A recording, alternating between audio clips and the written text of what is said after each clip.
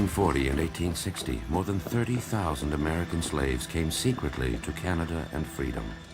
They called it the Underground Railroad.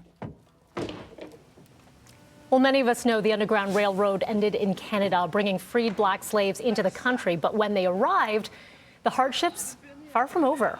Natasha Henry from the Ontario Black History Society is back with our weekly lesson on Canadian Black history. Good morning, Natasha. How are you this morning?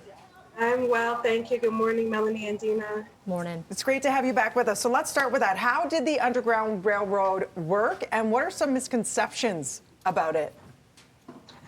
The Underground Railroad was a secret network of abolitionists and supporters who assisted freedom seekers escaping slavery from the southern United States, often into the north, not solely.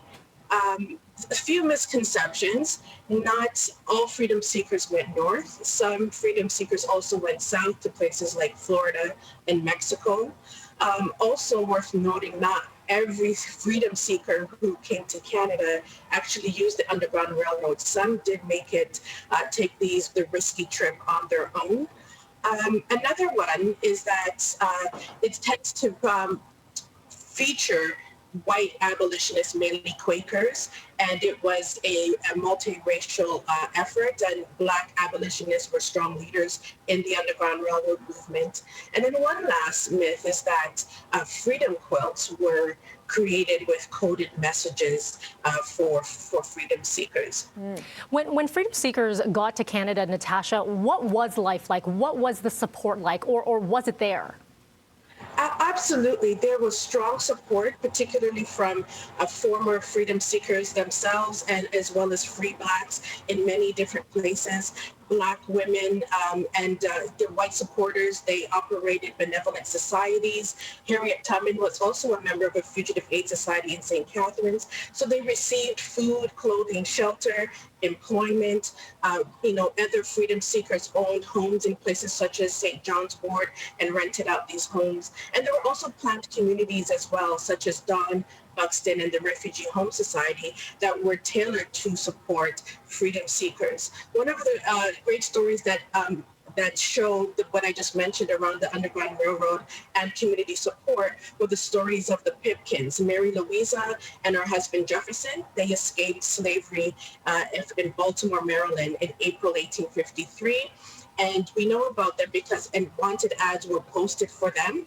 And we also know because Black abolitionist William Still documented their journey in his Philadelphia station. They arrived in Toronto, and Jefferson passed away in 1871. Mary Louisa, she worked at the Spadina House, washing laundry for the Austin family and laundry for other families as well. Both of the Pipkins are buried in the Necropolis Cemetery in Toronto. What was that Fugitive Slave Act, and how did it impact our country? The Fugitive Slave Act of 1850 was a second iteration of an initial bill that was passed in 1793. And essentially it strengthened the reach and the powers of enslavers to obtain those who they enslaved when they ran away. And so that meant that they could go further north in order to reacquire those who had fled slavery. And that meant that the northern states became less safe for both freedom seekers, but also free blacks in those areas as well. And so that resulted in quite a number, an increase of African Americans making their way into Canada. Natasha, part of a story that people don't know in Canadian history is about Africville. Can you explain what happened there and how this is an example of systemic racism? Africville was a black community, and it was established in around 1848 when African Nova Scotians purchased land and sold the land and created this community. It was a thriving, close-knit community, and people lived there for generations. By the mid-20th century, the city of Halifax, wanted to essentially forcefully remove Africville residents after a long history of mistreatment and racism at the hands of the city, quite frankly, where they were paying their taxes and they weren't receiving any services, no sewage service, roads were unpaved, and the city began putting undesirable services such as the garbage dump, a disease hospital in the vicinity of Africville. And this ultimately led to the city deciding to demolish the community rather to invest in the community and put back the tax money that these community members were paying. So by the late 1967, the city of Halifax began demolishing the community. Many of the community members were not properly compensated, if at all. They were moved into city housing.